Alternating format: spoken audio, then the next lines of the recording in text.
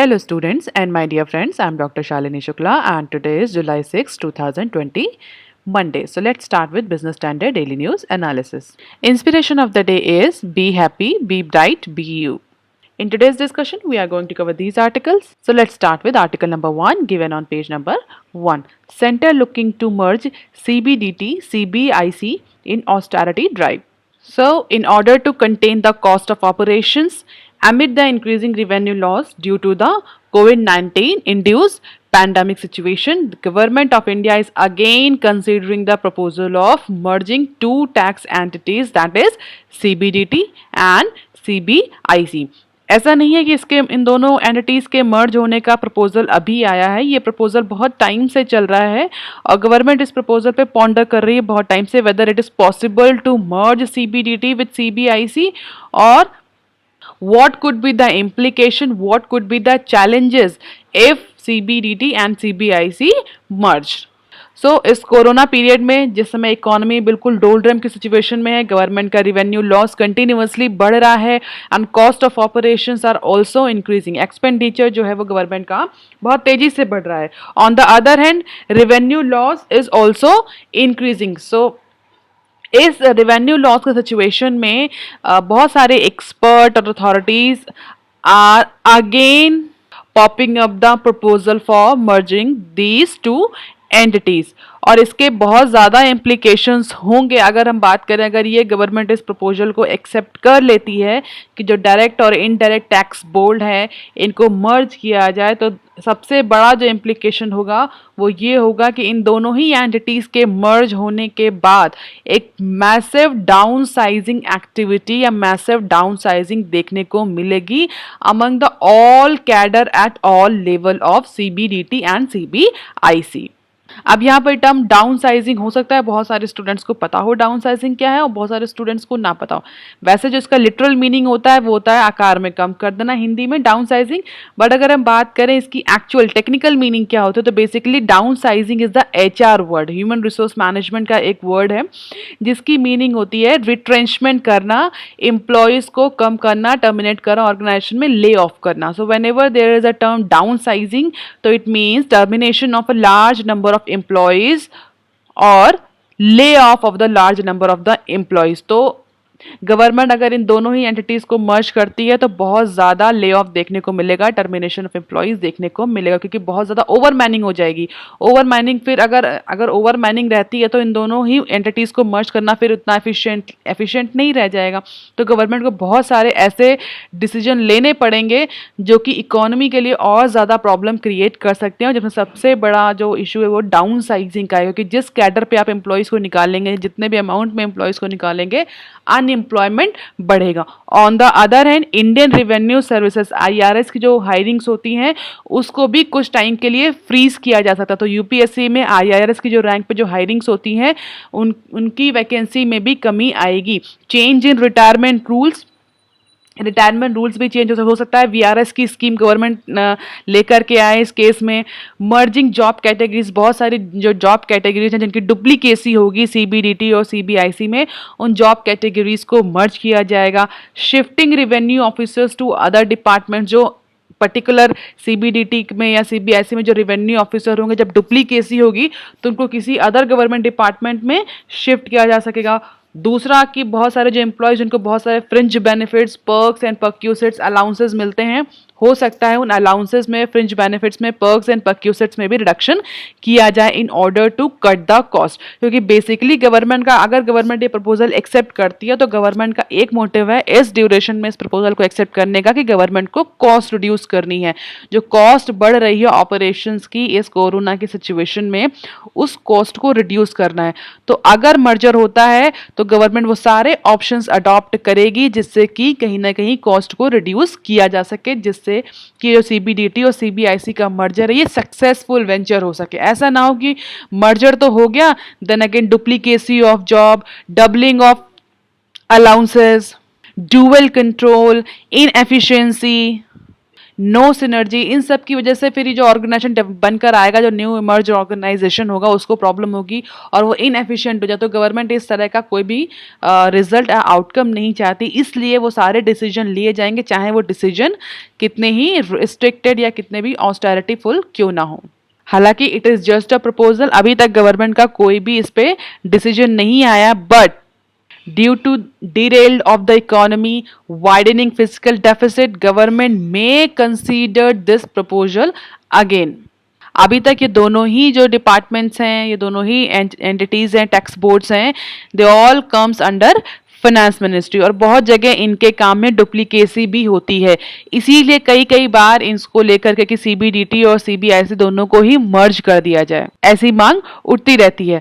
अगर हम बात करें कि सबसे पहले अगर रिसेंटली बोला जाए, हो सकता है आपके एग्जाम में भी एक क्वेश्चन आ जाए कि सीबीडीटी और सीबीआईसी को मर्ज करने का प्रपोजल किसने दिया था, तो जो टैक्स एडमिनिस्ट्रेटिव रिफॉर्म कमीशन 2014 में बना था under the chairmanship of Partha Sarathi Shome, तो वो एडवाइजर थे उसमें फाइनेंस मिनिस्टर में, उन्होंने इस प्रपोजल को रखा था कि जो सीबीडीटी है और सीबीआईसी उसको मर्ज किया जाए। उस समय 2014 में सीबीआईसी का जो नाम था वो central board of excise and customs था, लेटर ऑन इसको चेंज करके सीबीआईसी कर दिया गया था। तो अब CBIC stands for centre board for indirect taxes and custom, तो इनके फुल फॉर्म भी आप याद कर लेंगे, CBDT centre board for direct taxes, CBIC centre board for of indirect taxes and custom, और सीबीआईसी का पहले नाम था centre board for excise and custom.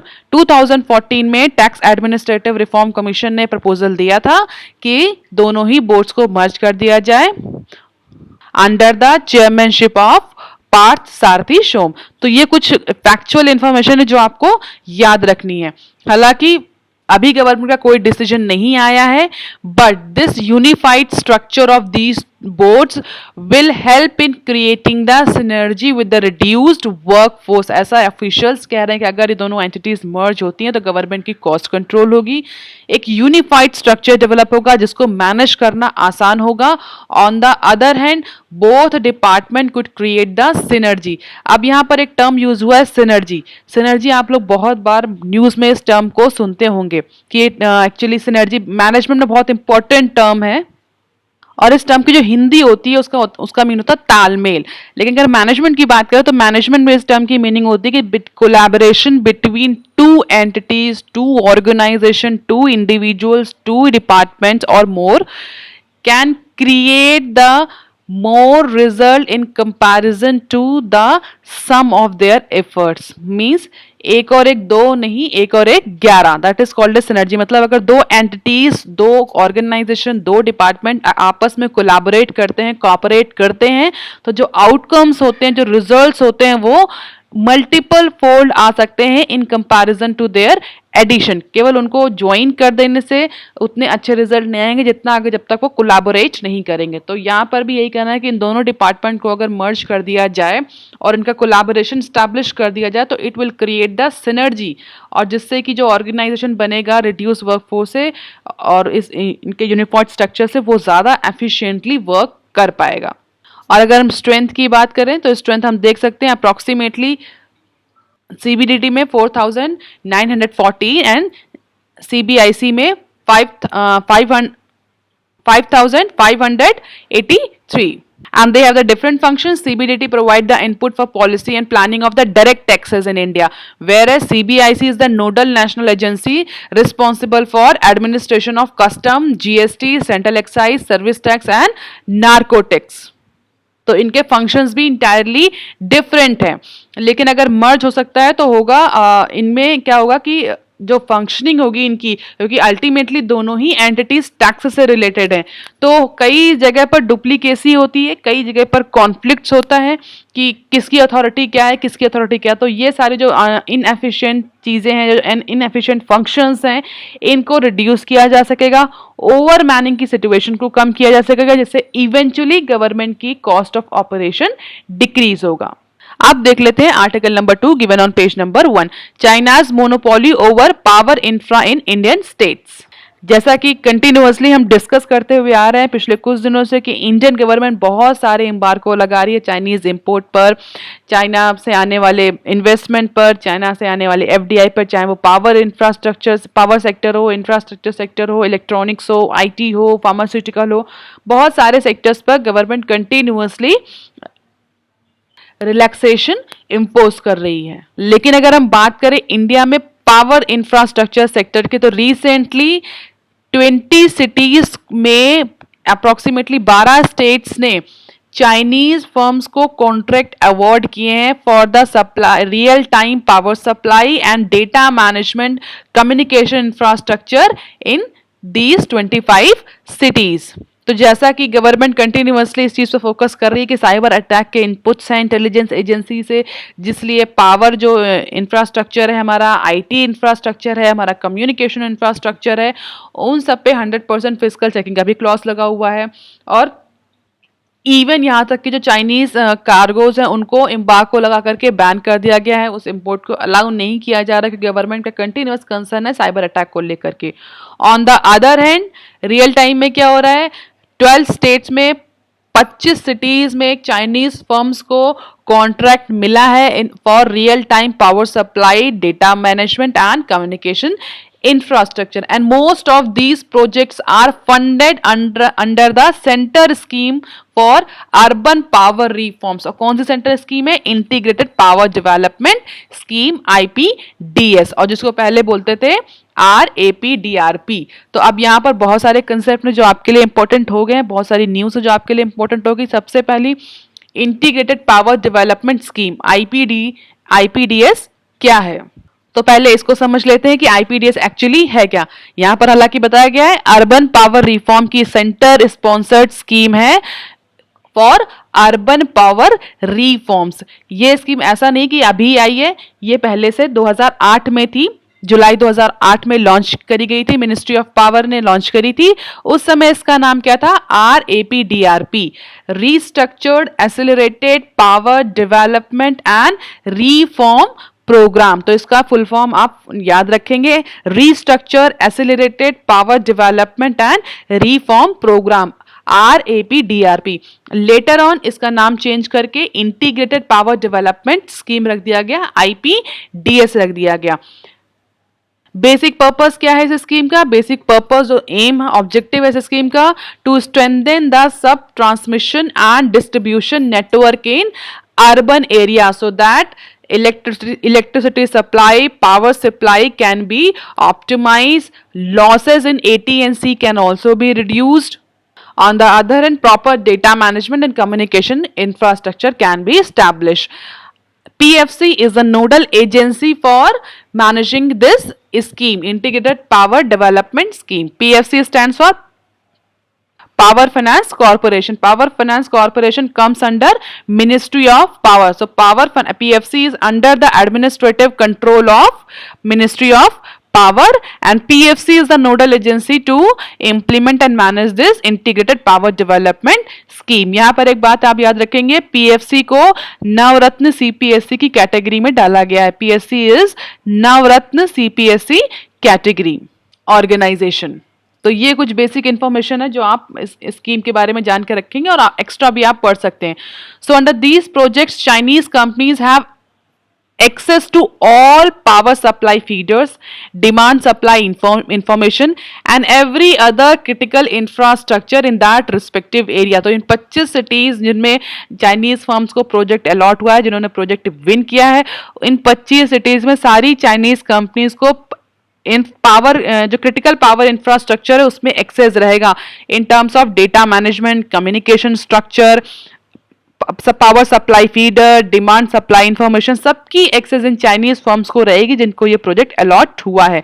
The contract awarded are for supervisory control and data acquisition, SCDA system भी उनको access होगा, उसका supervisory control होगा उनके पास। Real time data acquisition system RTDAS का भी उनके पास एक्सेस होगा। Power communication infrastructure over the past 5 to 7 years। तो SCADA, आरटी डैश, इन सब का एक्सेस उन सारी चाइनीज फर्म्स जो जिनको ये प्रोजेक्ट अलॉट हुआ है वो उनको आगे आने वाले 5 से 7 सालों तक ये सारे क्रिटिकल पावर इंफ्रास्ट्रक्चर का एक्सेस उन चाइनीज कंपनीज को उन 25 सिटीज में रहेगा. That is again creating the largest threat for cyber attack in India. अगर हम बात करें कि कौन कौन से स्टेट्स हैं जहां पर ये एक्सेस है चाइनीज फर्म्स को, तो SCADA का जो एक्सेस है वो तमिलनाडु, राजस्थान, मध्य प्रदेश, झारखंड, उड़ीसा एंड पौंडीचेरी. और नंबर ऑफ सिटीज आप देख सकते हैं, तमिलनाडु में 7 सिटीज में, राजस्थान में 5 सिटीज में, मध्य प्रदेश 5, झारखंड 3, उड़ीसा 2 एंड पुदुचेरी 1. और IRT डैश में ये है और रिलायबल कम्युनिकेशन. तो इस तरह इतना आने वाले टाइम में इतना एक्सेस होने वाला है चाइनीज फर्म्स को. तो एक्सपर्ट इसी चीज पे क्वेश्चन रेज कर रहे हैं कि on the one hand you are banning, you are restricting all the critical imports from Chinese companies और China. Other hand, on the flip side, state governments are giving contract to Chinese firm for managing the critical power infrastructure. So this is the conflicting policies between states and center. तो इस तरह से आप कैसे cyber attack के जो inputs आ रहे हैं उसको कैसे मैनेज कर पाएंगे, that's a big question mark. आप देख लेते हैं article number 3 given on page number 4. जैसा कि हम सभी को पता है, रिसेंटली कमर्शियल बैंक्स और आरबीआई ने डिसीजन लिया था कि मई तक का मोरेटोरियम पीरियड बढ़ा दिया जाएगा in order to give more time और to all those sick entities और the sick organisation those who were not able to generate any revenue because of the कोविड-19 and were not able to repay on their loan. तो उनको मई तक का, पहले March two मई तक का moratorium period दिया गया था. लेटर ऑन उस मोरेटोरियम पीरियड को फिर से बढ़ा दिया गया अगस्त तक का. बट अब जो फाइनेंशियल सिचुएशन की एनालिसिस हो रही है, जिस तरह की फाइनेंशियल कंडीशंस डेवलप हो रही हैं, जिस तरह से इकोनॉमी स्टिल अभी डीप फ्रीज में है, रिवाइवल इतना शार्प नहीं हुआ जितना शार्प रिवाइवल एक्सेप्ट किया गया था, उसके अकॉर्डिंग अब bankers, experts, all these are saying that now Indian financial institutions are again going for another crisis. जो बैंकिंग इंस्टीट्यूट्स हैं, हमारे बैंकिंग ऑर्गेनाइजेशंस हैं, वो अब एक और फाइनेंशियल क्राइसिस में जाने वाले हैं, क्योंकि अगस्त में जो मोराटोरम पीरियड खत्म होने वाला है, उसके खत्म होते ही बहुत सारा जो लोन है वो एनपीए की कैटेगरी में आ जाएगा. क्यों एनपीए की कैटेगरी में आ जाएगा? क्योंकि इकोनॉमी का जो रिवाइवल एक्सपेक्ट किया गया था उस स्पीड से इकोनॉमी रिवाइव नहीं करी है. बहुत सारे ऐसे ऑर्गेनाइजेशन जो कोविड-19 की वजह से अपना लोन रीपेमेंट नहीं कर पा रहे थे, वो अगस्त के बाद भी अपना लोन रीपेमेंट नहीं कर पाएंगे. तो अगर अगस्त के बाद से आपने मोराटोरम पीरियड नहीं बढ़ाया तो बहुत सारे जो लोन्स हैं इंडस्ट्री के और प्राइमरी सेक्टर के, एमएसएमईज के, वो अगेन एनपीए की कैटेगरी में फॉल कर जाएंगे. तो हमने पिछले जो मार्च से लेकर के अगस्त तक जो मोराटोरम पीरियड दिया है वो उसका कोई यूज नहीं रह जाएगा. That activity may become futile. तो इस चीज को ध्यान में रखते हुए सीनियर बैंकर्स जो हैं उनका ये कहना है कि still economy is in deep freeze. Economy is not recovering as it was expected. So central bank and government have no other option left but to offer another extension to the moratorium. तो अब जो bankers हैं वो फिर से demand कर रहे हैं कि गवर्नमेंट, आरबीआई को अब जो अगस्त में जो मोराटोरियम पीरियड खत्म हो रहा है उसको एक्सटेंड कर देना चाहिए टिल दिसंबर. एक्सपर्ट का जो सीनियर बैंकर्स उनका ये कहना है कि at least we should provide 3 to 4 months to the companies so that they can actually generate the revenue by doing certain operations and will be able to pay the loan.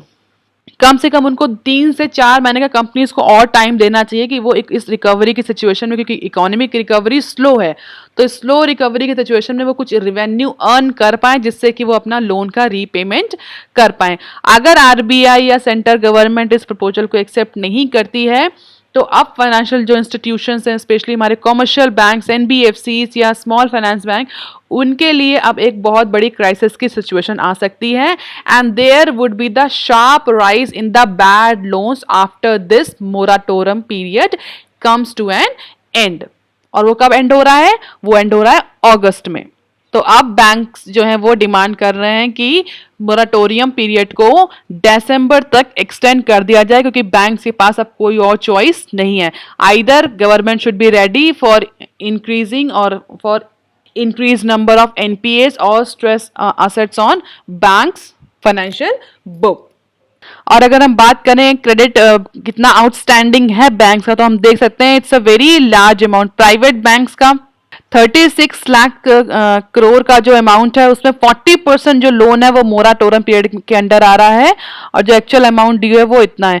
Public sector banks की अगर हम बात करें तो उनका double है just private sector bank के comparison में।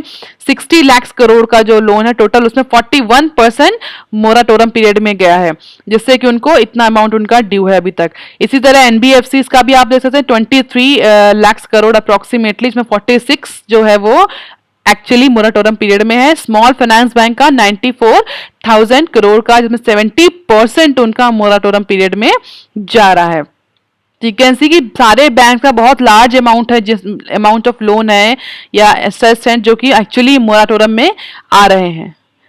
पब्लिक प्राइवेट बैंक्स का 40, पब्लिक सेक्टर 41, एनबीएफसी 46, और सबसे ज्यादा स्मॉल फाइनेंस बैंक उनका 70%। क्योंकि अगर आप देखें 70% क्यों, क्योंकि मैक्सिमम जो स्मॉल फाइनेंस बैंक होते हैं ये एमएसएमईज को लेंड करते हैं, दैट इज वाई। और एमएसएमईज को बहुत ज्यादा मोराटोरियम एक्सटेंशन मिला है, क्योंकि जो जितना एक्सटेंशन दिया गया है मोराटोरियम का, उसमें जो प्राइमरी सेक्टर या एमएसएमईज ही है मैक्सिमम। तो अब एक्सपर्ट ये कह रहे हैं कि अब गवर्नमेंट के पास या सेंट्रल बैंक के पास कोई और ऑप्शन नहीं बचा है just to extend the moratorium period till December. और ये आप देख सकते हैं स्टैंडर्ड रिस्ट्रक्चर लोन की परफॉर्मेंस कितना रहा है मार्च 13 से लेकर के मार्च 22 तक, और ये रहा है ग्रॉस एनपीए। किस तरह से आप देख रहे हैं ग्रॉस एनपीए कंटिन्यूअसली बढ़ रहा है और standard restructured loan continuously decrease कर रहा है। तो अब इस सिचुएशन में, जबकि ऑलरेडी इकोनॉमी डोल्ड्रम में चल रही है, रिसेशनरी कंडीशंस फ्लो आउट कर रही हैं, इस समय अगर हमारे फाइनेंशियल बैंक या फाइनेंशियल इंस्टीट्यूशन कोलैप्स करते हैं तो ये और ज्यादा प्रॉब्लमेटिक सिचुएशन होगी इंडियन इकोनॉमी के लिए, और उसको मैनेज करना गवर्नमेंट के लिए बहुत ज्यादा प्रॉब्लमेटिक होगा, जिसकी वजह से expert senior bankers are demanding for extension, another extension of moratorium period. अब देख लेते हैं article number 4 given on page number 8। Digital MNCs में miss July 7 deadline for paying Google tax. अगर हम बात करें ड्यू डेट की, तो जून 30 तक जो इक्वलाइजेशन लेवी है उसको पे करने की जुलाई 7 लास्ट डेट थी। सितंबर 30 तक का, अक्टूबर 7, दिसंबर 31, जनवरी 7 एंड मार्च 31, मार्च 31, ये सारी ड्यू डेट थी। But as per the situation, as per the changing norms on equalisation levy, जो नॉर्म्स चेंज हुए हैं उसकी वजह से जो कंपनीज हैं उनमें बहुत ज्यादा कंफ्यूजन है इस चीज को लेकर के कि क्या प्रोसीजर होगा, कितना एक्चुअली अमाउंट पे करना है। अब यहाँ पर एक क्वेश्चन उठता है गूगल टैक्स क्या होता है, इक्वलाइजेशन लेवी क्या होता है। तो ये मैं आपको बहुत डिटेल में बता चुकी हूँ न्यूज एनालिसिस में भी, और इसका एक सेपरेट वीडियो भी पड़ा हुआ है डिस्क्राइब्ड सेक्शन में, जहां पर आप देख सकते हैं कि what is actually Google tax और क्या कंट्रोवर्सी है। तो डिस्क्राइब सेक्शन में आप जाकर के गूगल टैक्स पर जो मैंने वीडियो बनाया उसको डिटेल में देख सकते हैं। मैं अब यहाँ पर गूगल टैक्स को दोबारा डिस्कस नहीं करूंगी। फिलहाल के लिए न्यूज क्या है, several foreign digital companies may fail to comply with the July 7 deadline for first installment of equalization levy or the Google tax। क्योंकि गवर्नमेंट के बहुत सारे जो चेंजेस आए हैं इक्वलाइजेशन लेवी को लेकर के, उसमें बहुत एम्बिग्विटी है, बहुत कॉम्प्लेक्सिटीज हैं। जो कंपनीज हैं basically digital companies, they are not actually clear about the subtle issues. The income tax department on Saturday notified modification in the equalization levy called challan ITNS 285। तो अब ये याद रखिएगा आप, चालान ITNS 285, ये टर्म ऐसे ही डायरेक्टली पूछ लेंगे आपसे कि what is this, in which context you have listen this term. Specially civil services में इस तरह के क्वेश्चंस बहुत आते हैं कि आपने किस कंटेक्स्ट में इस टर्म को सुना था। तो चालान ITNS 285 याद रखेंगे, या आपने किस कंटेक्स्ट में सुना था, या आपने सुना था इक्वलाइजेशन लेवी के कंटेक्स्ट में। So income tax department has notified the modification in the equalization levy called Chalan ITNS 285 to facilitate the payment of newly introduced 2% levy on the foreign e-commerce operators such as Amazon, Netflix and Uber। जो 2% का जो equalisation levy बढ़ा है उसके लिए कुछ नए rules publish किए थे इनकम टैक्स डिपार्टमेंट ने रिसेंटली। और उस रूल के अकॉर्डिंग अगर जुलाई 7 डेट है तो कंपनीज के पास केवल 2 दिन ही बचे हैं, या 2 दिन की टाइम बचा जिससे वो अपना जो 7 जुलाई वाले जो डेडलाइन है उसको मीट आउट कर सकें।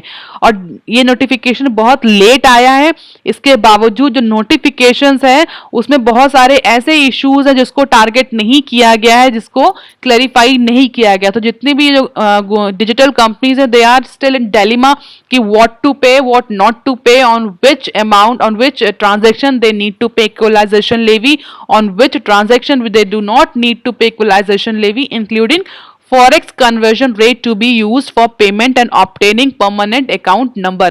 इन सब को लेकर के फॉरेन जो फॉरेक्स कन्वर्जन रेट्स है, परमानेंट अकाउंट नंबर है, इन सारे इश्यूज को लेकर के कंपनीज में बहुत ज्यादा डाउट है।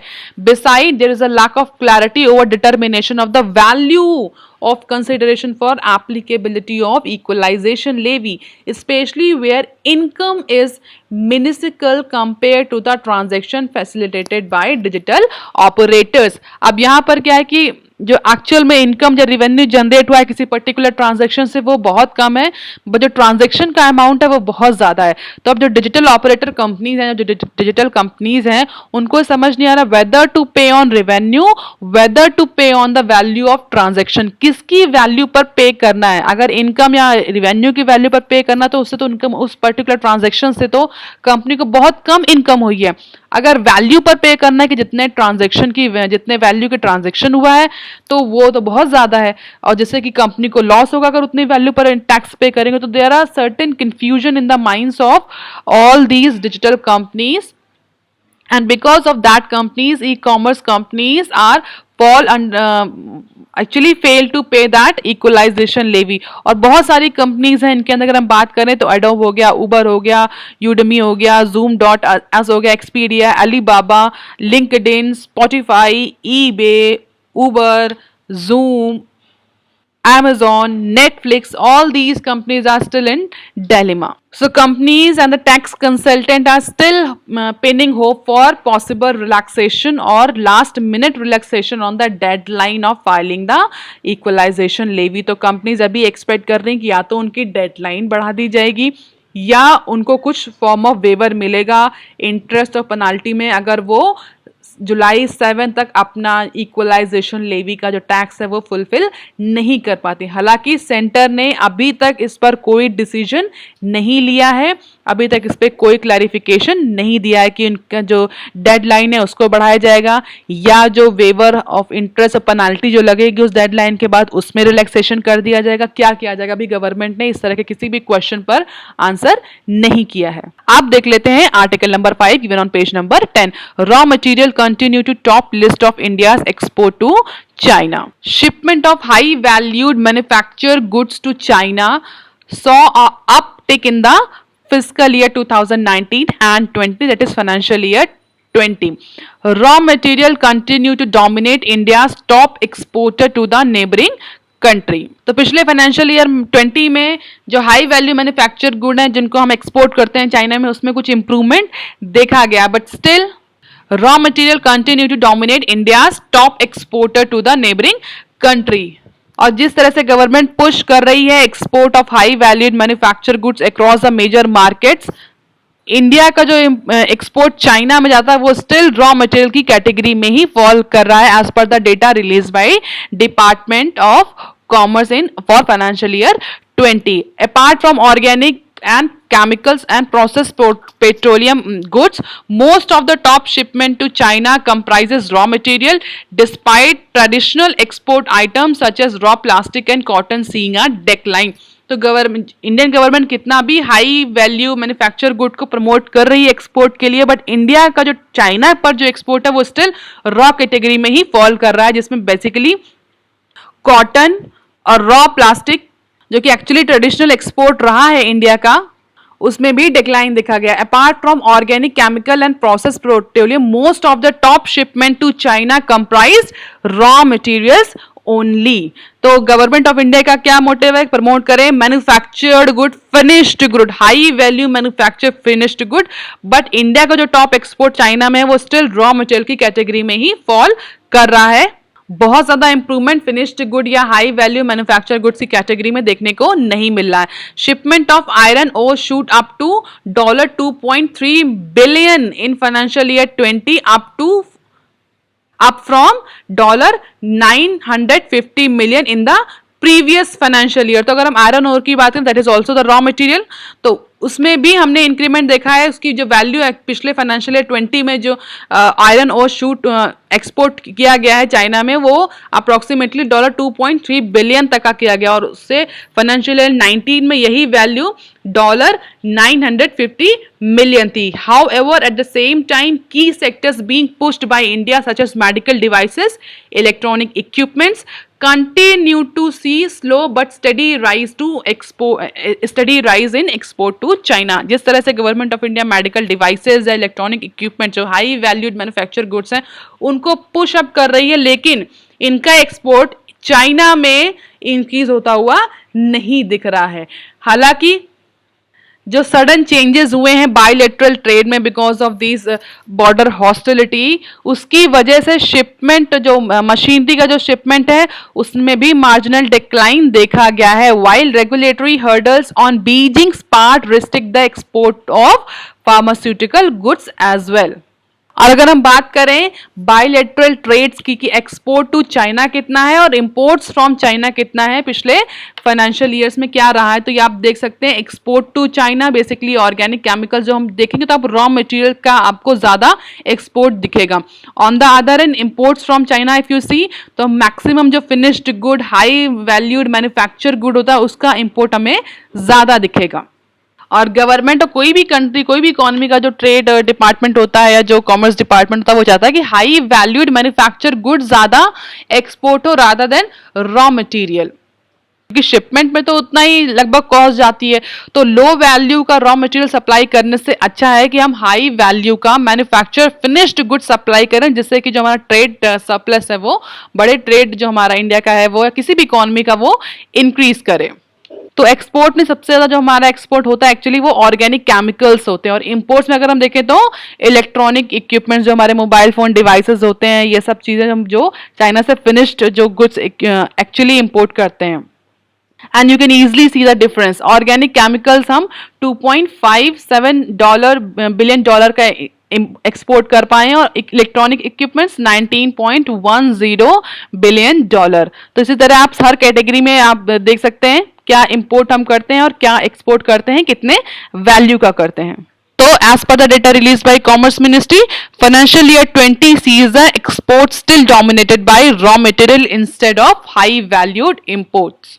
And if we talk about the trade deficit over the 5 years, तो हम ये देख सकते हैं कि इस फाइनेंशियल ईयर में ट्रेड डेफिसिट पिछले 5 सालों के कंपैरिजन में सबसे लो रहा है।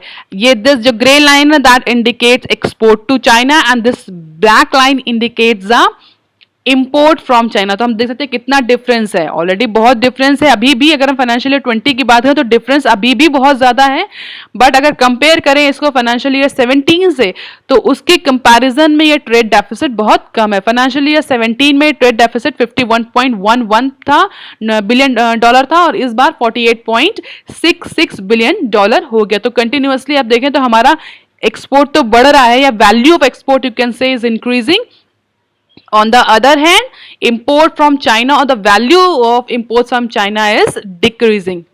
बट अब इस फाइनेंशियल ईयर में 21 का क्या डेटा रहेगा, it is very big question mark, क्योंकि जिस तरह से बायलैटरल ट्रेड रिलेशन चल रहे हैं बॉर्डर हॉस्टिलिटी को की वजह से, तो इस चीज पर आगे जो इस फाइनेंशियल ईयर का डेटा रहेगा वो बहुत ज्यादा चेंज डेटा देखने को मिलेगा। अब देख लेते हैं some other news clips. Tata Adani's Alstom in race for private train, जैसा कि हमने डिस्कस किया था, गवर्नमेंट ऑफ इंडिया 151 रूट्स पर प्राइवेट ट्रेन को ऑपरेट या फिर 151 नंबर्स की प्राइवेट ट्रेन को ऑपरेट करने की परमिशन देने जा रही है फाइनेंशियल ईयर 21 से, जिसके लिए गवर्नमेंट ऑफ इंडिया ने रिसेंटली RFQ अनाउंस किया था। तो इस RFQ से पहले इंडियन रेलवे ने जो बड़े बड़े बिडर्स हो सकते हैं या जो उन्होंने एक्सप्रेशन ऑफ इंटरेस्ट शो किया होगा उनको मीटिंग के लिए इनवाइट किया था, जिसमें टाटा, अडानीज और एल्स्टॉम जैसी कंपनीज ऐसा एक्सपेक्ट किया जा रहा है कि all these companies are actually going to bid for private train. और इसमें मैंने एक क्वेश्चन पूछा था, रेवेन्यू न्यूट्रल मॉडल पूछा था आप लोगों से, तो कुछ स्टूडेंट्स ने आंसर किया, मैं कमेंट सेक्शन में लेकर के उसका आंसर दे दूंगी। It's very easy. आज के लेक्चर में थोड़ा सा लेंथी हो जाएगा, इसलिए मैं डिस्कस नहीं करूंगी इसको। तो रेवेन्यू न्यूट्रल मॉडल पर ये प्रोजेक्ट ऑपरेट करेगा। 30,000 करोड़ का अप्रोक्सीमेटली इन्वेस्टमेंट होगा 35 ईयर्स के लिए। 151 ट्रेन जो प्राइवेट ट्रेन है वो रन करेंगी, और जिसमें टाटा, अडानीज और एल्स्टॉम जैसी कंपनीज रेस कर सकती हैं बिडिंग करने के लिए। एक्सपर्ट ऐसा भी कह रहे हैं इंडिको और मेक माई ट्रिप जैसी कंपनीज भी इंटरेस्टेड एंटिटीज हो सकती हैं इस पर्टिकुलर प्रोजेक्ट में। अब देख लेते हैं नेक्स्ट न्यूज। 10,000 IT प्रोफेशनल्स में have lost jobs in Q1। जिस तरह से हमारे डेवलप कंट्रीज जो हैं, अमेरिका और यूरोपियन नेशन में जिस तरह से कोविड-19 का इम्पैक्ट पड़ा है, उसकी वजह से इंडिया का IT इंफ्रास्ट्रक्चर बहुत ज़्यादा अफेक्ट हुआ है।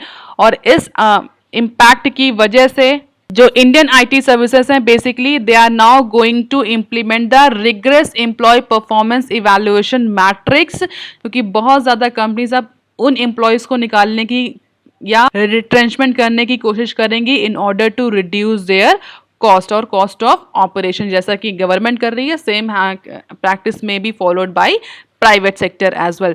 So IT firms are now going to implement the rigorous employee performance evaluation matrix, और उस evaluation matrix के basis पर lay off या retrenchment किया जाएगा।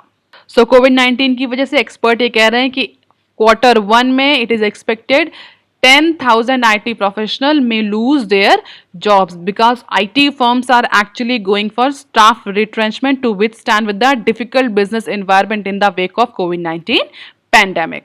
हालांकि सिर्फ IT में नहीं, अदर जो हमारे सेक्टर्स हैं उनमें भी रिट्रेंचमेंट देखने को मिल रहा है, और जिसका एम्प्लॉयज़ जो यूनियन है, ट्रेड यूनियंस है, वो कंटिन्यूसली अपोज कर रही हैं, कि बोल रही हैं कि आप ऑन द अदर हैंड आप एम्प्लॉय को निकाल रहे हैं, और जो बचे हुए एम्प्लॉयज़ हैं, जो बचा हुआ वर्कफोर्स पर उन पर बहुत ज़्यादा परफॉर्मेंस का स्ट्रेस है, लॉन्गर वर्किंग आवर्स हैं। जब आपके पास काम है देन व्हाई यू आर रिट्रेंचिंग, तो वो अलग टॉपिक ऑफ डिस्कशन है, उसमें हम नहीं जाएंगे यहाँ पर। बट बेसिकली आप ये समझ लीजिए, जो ट्रेड यूनियन से अदर सेक्टर्स में एम्प्लॉय यूनियन से, they are opposing and alleging the performance stress and long working hours for existing workforce. अब देख लेते हैं next news. Shapoorji among 4 finalist for $1.8 billion theme park in UK के largest theme park development में India के top conglomerate Shapoorji's Pallonji's group ने 5 finalist की list में अपना नाम प्लेस कर लिया है। मींस जो टेंडर, जो कंपनीज ने टेंडर डाला था, बिडिंग डाली थी, उसमें 4 फाइनलिस्ट की लिस्ट में इंडिया के टॉप इन्वेस्टर या जो टॉप कॉन्ग्लोमरेट्स हैं सप्रूजी, उस कंपनी का नाम आ गया। तो प्रोबेबली अगर इस कंपनी को टेंडर मिल जाता है एम्यूजमेंट पार्क डेवलप करने का, जो कि यूके का सबसे बड़ा एम्यूजमेंट पार्क होगा, जिसका जो स्प्राउलिंग एरिया होगा वो अप्रॉक्सीमेटली 135 एकड़ का होगा, and that is actually positioned as a answer to Disneyland in Paris and will include theme attraction, hotels, high street, business centre etcetera. तो अगर ये टेंडर इंडिया के टॉप कॉन्ग्लोमरेट को मिल जाता है तो it will be the good news for Indian business industry. आज की news of the day, centre looking to merge CBDT CBIC in austerity drive. तो इस न्यूज को आप डिटेल में पढ़ लीजिएगा। CBDT CBIC क्या फंक्शंस होते हैं, क्या बेसिकली, हालांकि मैंने डिस्कस कर दिया कि बेसिक फंक्शंस क्या होते हैं और कौन सी कमेटी थी जिसने ये सजेस्ट किया था इन दोनों ही एंटिटीज का मर्जर। ये सारी चीजें आप डिटेल में पढ़ सकते हैं। आज के वो vocabulary of the day, austerity. Austerity stands for stiffness, rigidity, rigour और रिगर्स और हार्शनेस। हिंदी में बोलते हैं कठोरता, और कहीं कहीं आपको ऑस्टेरिटी की मीनिंग तपस्या भी देखने को मिलेगी। कंटेक्चुअल मीनिंग आप इसके लेंगे। फिलहाल के लिए इस न्यूज में ऑस्टेरिटी की मीनिंग थी कठोरता। कठोरता किस चीज के लिए? कॉस्ट कंट्रोल के लिए, कॉस्ट कटिंग के लिए। All these are the references. You can join Telegram channel for PDF, and you can follow me on Twitter and ResearchGate. That's all for today, student. If you have any query and suggestion, please write down comment section below. Thank you so much.